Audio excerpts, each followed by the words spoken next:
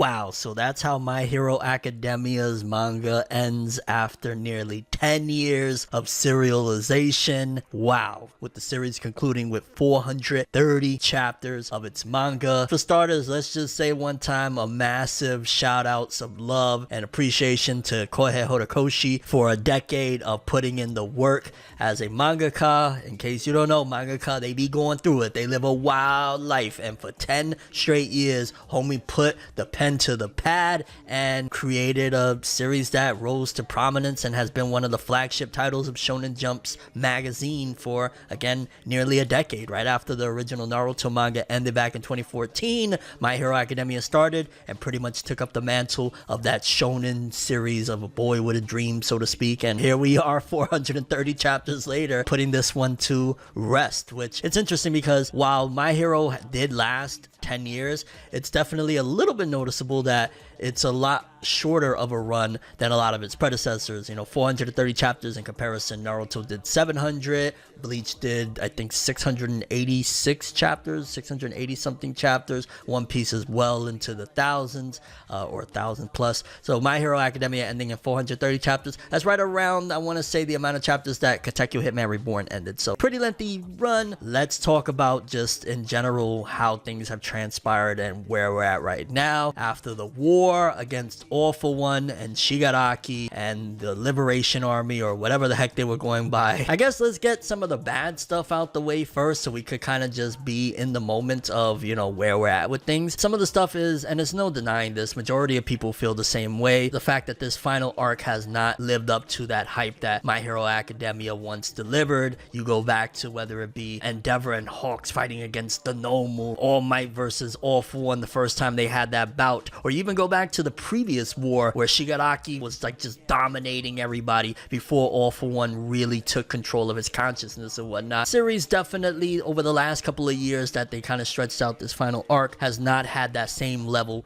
of intensity, suspense. I think that was one of the biggest things that was kind of lacking. Like even when we would have major reveals like, oh, this is the traitor of UA, it's Aoyama, but he wasn't really a traitor, he was kind of pressured into it because of this X, Y, and Z. It just kind of didn't really hit. So even the suspense, which I'd argue is one of the biggest primary factors of running any type of story, it really wasn't knocking like some of the previous arcs. Like while the Toya reveal, Dabi being Toya, wasn't like the most shocking thing, like, oh, we never saw it coming, it still had a level of excitement when it happened. The stuff with Aoyama's reveal and all of that, it's kind of like, okay, alright. I would throw the argument that My Hero Academia peaked as far as just intensity, action, suspense, and all of the above right at the point of the Star and Stripes battle that happened a few years back in the series. That was the point where the series eclipsed, and it hasn't been able to touch that point since then. I know some people would argue that they didn't really care for the Star and Stripes battle because they felt she was a red herring, or they felt that she was just kind of wedged in there, but personally that was the last time that I remember thinking to myself, oh my god, My Hero Academia might be one of my favorite battle series of all time when all is said and done. And it was during that battle where we got to see her letting loose against Shigaraki with All for One in the mix of the consciousness and whatnot. That was the peak of My Hero. In fact, with the latest season of the anime, I haven't really watched since that episode aired of Shigaraki, aka All for One, and Star and Stripes battle. Like, that was the last time I really wasn't even engaged in the anime. It's unfortunate to say that, yeah, this final arc really wasn't what a lot of us were anticipating. There were some highs, there were some lows, there were some moments where people even compared it to Hiro Mashima's Fairy Tail with like the stuff with Bakugo's heart. Although, let's be real honest here, 99.9% you did not believe for a second that anything was seriously going to happen as far as the fate of the big three. You didn't think that Deku, Bakugo, or Todoroki were gonna really bite the big one in a shonen battle series that is mainly meant to last for damn near a lifetime. These series are meant to go on for ages upon ages, so I didn't expect for a second personally that any of these characters were gonna seriously be deleted, so to speak, from the series. At most I thought, they'll get a scar, they'll have something along those lines, but that was still something of a controversial factor. And in general, the war and the battles against these characters and some of the morality kind of got gray, and it kind of felt like after a while, because Horikoshi really stretched things out and gave exponential amounts of detail to stuff that wasn't really necessary, like some of those battles, let's be honest, some of the fights that we had in between everything was just kind of like, bro, Bro, what is this? Why are we focusing on this right now? The Battle of Deku and Shigaraki literally felt like it was spanned over 2 years of getting one panel or two every 3 months or something. It was kind of crazy the way that was handled. And then the battle itself, the way it ended, it was something that kind of made me feel like Horikoshi just didn't know what to do, because Shigaraki was basically like, the only way to stop me is you got to get rid of me for good, homie. I want to destroy. Likewise with All For One having control of his conscience and whatnot. Pretty much the whole thing that was set in front of Deku was, this is one that you cannot allow your opponent to live. You have to kill this dude if you want to succeed in your mission in saving the world or whatnot. So it was kind of a great thing, because at the same time it was like kind of reminiscent of, remember when they told Naruto, yo, the only way to stop Sasuke is to kill him, but he didn't kill him. So that was kind of the way it was played, of like, yo, Deku doesn't want to kill though. Like, Deku is a hero. So the fact that he actually was pushed to that, they probably could have expounded more on the impact that had on Deku. Like, you would think Deku would probably be a little bit more crushed because he's a hero, yes, but technically he took life. I think they kind of handled that better with Uraraka, with her situation, with Toga. Yo, I can't believe it. It's crazy. The League of Villains, which were some of my favorite characters personally. I read My Hero Academia not only for the big three, Deku, Bakugo, Todoroki, All Might, but I really love the villains. So the tragedy of My Hero Academia with what transpired with the villains over this arc, but then again, at the same time, you gotta have some type of stakes, right? If the heroes ain't really fighting the big ones, minus kind of like some lesser known ones, then you gotta do something. And the way it was handled with Toga, first of all, it was definitely stretched beyond belief of the amount of times that we had to keep going back to, yes, we know she is tortured soul, what do we do about it? And Uraraka's pain and whatnot. And they handled Uraraka's pain and her having to come to grips with what happened with Toga, but yeah, they focus on way too many different things, to the point I was kind of like, yo, are we watching Harley Quinn from the new Batman Cape Crusaders with Renee Montoya or something? Like, what are we doing here? But that's a different topic that we don't need to dive into now. Even All For One's exit from the series, I mean, I like the aspect of diving more into the relationship with him and his brother, but it just kind of felt like, because throughout the series it even kind of clarified like he was just like this manipulative evil guy, for it to revert back to basically he just really loved his brother and wanted to read these comics. I don't know, it just kind of felt a little bit like, again, Horikoshi just towards the end didn't know how to handle a lot of these situations that he built up over hundreds and hundreds of chapters to give a truly satisfying conclusion. Like, I really expected to get like some big shocking revelation as to why All For One is always smiling or whatnot, and it just kind of felt like there was certain plot threads that I was like, okay. And I think one of the creme de la cremes that should have been focused in on more was the relationship with Spinner and Shigaraki. I love the fact that towards the end, one of the last things was that Shigaraki left a message for Spinner that tell him towards the very end Shigaraki just kept on trying to destroy. So it kind of gave a little bit of the bond and camaraderie, which the anime unfortunately cuts out for whatever reasons. But yeah, I like that aspect of the ending of their relationship and how things unfolded. And it's just kind of sad, because I think the aspect of Spinner kind of being this inspiring figure for people that, you know, are different was really dope, and situation kind of led to like, well, he didn't go about it the way that was acceptable to quote-unquote society. So she blows for Spinner. Although don't be mistaken as far as my criticisms, yes, I've had many criticisms about a lot of that arc, but I will say that My Hero Academia, considering I've been off the grid on anime and manga in general for quite some time now, has been one of the few series that I have kept up to date. At most I would maybe fall behind a couple chapters. I've always been, for the most part, still staying pretty close to the series, so I will give it that. There's something about it that had me tuning in every few weeks to see what's going on with the world of My Hero, and I think a lot of that is probably off the backs of the earlier stuff that Horikoshi set up, and just in general being invested in these characters. Even though it's a fantastical series with superheroes and superpowers or whatnot, there's that level of slice of life that kind of always made you feel like you know these people. That's Deku, man. We all know Midoriya. But yeah, that's my feelings on My Hero Academia leading up until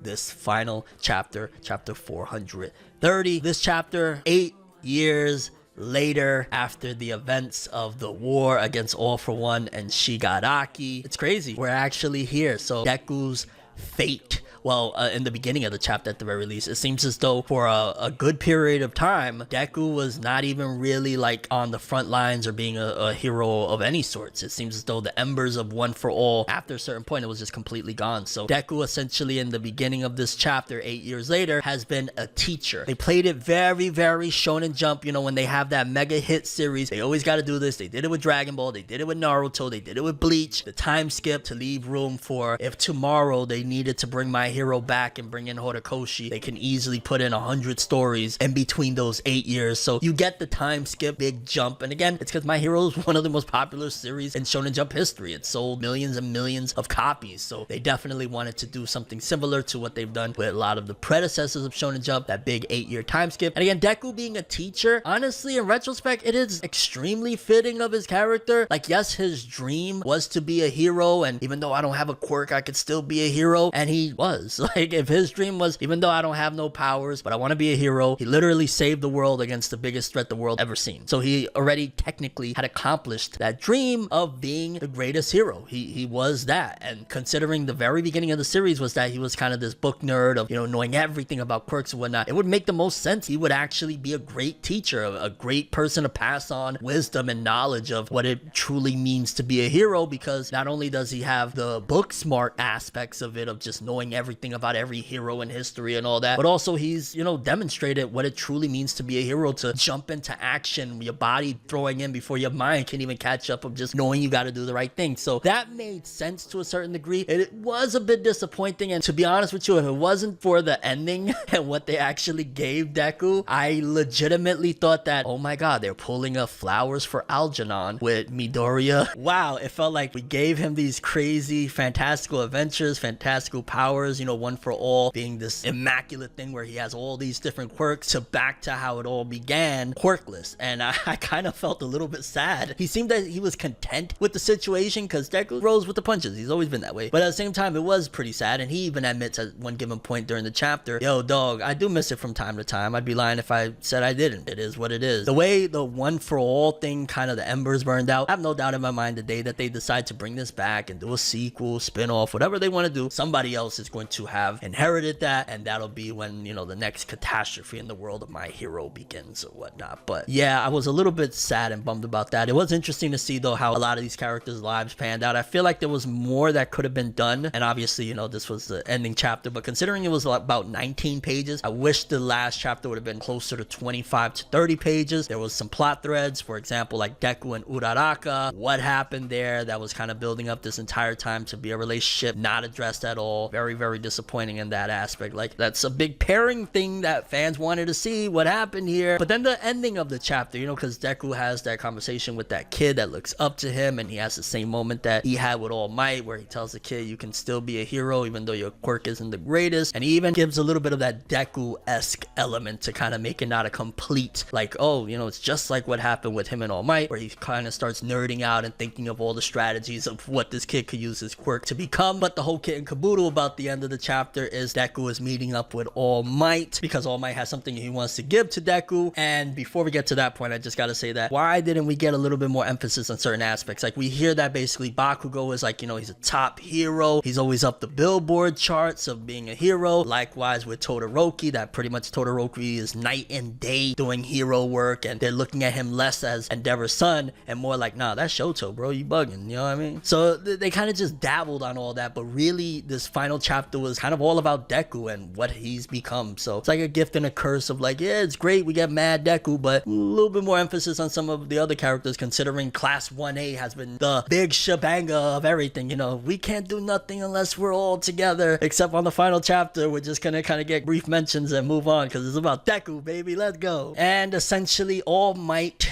gifts Deku something that I'm sure just lit up Deku's world, because you got to imagine, you know, 8 years, not a hero, he's a teacher, and then getting gifted a suit that allows him to once again be a hero so that they could collect data, which is the excuse, but in all actuality it's just his sensei really freaking loves him and is like, nah dog, we ain't going out like that, I'm giving you some powers right now, bro. And he gives him a suit similar to the same way that All Might used that suit against All for One in the final war. Now Deku has a suit that he can use, so essentially once again he can take up the mantle of being a hero. I will say that there was a couple of tricky things that Horikoshi was trying to kind of dabble into with the writing of the narration of Deku from, you know, this timeline, saying, hey, this is how I became the pro hero. Because remember, that was one of the big things about especially the My Hero anime, of the tale of how I became the greatest hero. And while he's kind of telling the tale right now, it's like, well, I didn't really become the greatest hero. Yeah, I don't know what I was saying in that initial monologue, fam. I think for the finale, even the way it was set up of like the last couple of pages is Deku and All Might having a conversation, and the last full page is seeing seeing the time skip version of all of the UA, you know, class 1A characters together. I think that was just very befitting of the story and how it's all been put together, because initially it was just Deku and All Might, and then for the rest of the series, after like 5 chapters in, it was all about class 1A. So the way that was set up was kind of perfectly put as well. And I love the way All Might introduced that technology that he gave to Deku as well, that he basically like, yo, you earned this. This is not just like no freebie or nothing like that. You earned the right to have this suit to still continue on and be a hero. I thought that that was dope. And after 430 chapters of My Hero Academia, you could definitely say that there's a lot of highs, some lows. Towards the end, it feels like Horikoshi was just kind of trying to find his way, all at the same time trying to figure out how to keep the series going because of whatever reasons, whether it be Shonen Jump was like, yo, we don't got no bangers coming yet, you gotta wait a little more. And yeah, I think that that kind of made certain plot lines and certain things just suffer, because it was just like, yo, what are we doing here, fam? It's the final war. But as a series as a whole, it definitely is one of the series that I really enjoyed throughout the years, and it's crazy to see that after 10 years nearly, it is finally over. And I just really overall appreciate how it showcased through and through what it truly means to be a hero. Even when you think that, yo, I don't have powers, yo, I can't do this, there's always a way, and it's always good to just overall be selfless and help people. So shout outs to My Hero Academia, shout out to all the fans that continued to support the series as it went on. Shout out to one of my homies that kind of restored my faith and my feeling of reading the series and continuing on. Shout out to Hazem. And just in general, yeah, My Hero Academia came to an end. Crazy. Although to be fair, I still want to see that movie, My Hero Academia You're Next. I'm going to watch that one. But let me know what you guys thought about this one. How did you feel about the finale of My Hero Academia? It wasn't the biggest plot twist in the world. It was pretty simple. It did leave a lot of plot threads loose, of pairings and certain aspects of relationships of characters. Oh, and I thought it was a nice touch that they had that little panel of Shigaraki of like, yeah, they didn't give him that Obito redemption type of thing of like, no, he's a good guy now, but it just showed that there was still always that kid inside of him regardless, which again didn't probably need to be stretched across however many years we've been doing this. But yeah, thank you Horikoshi for 10 years of this really cool superhero led series. As always, people,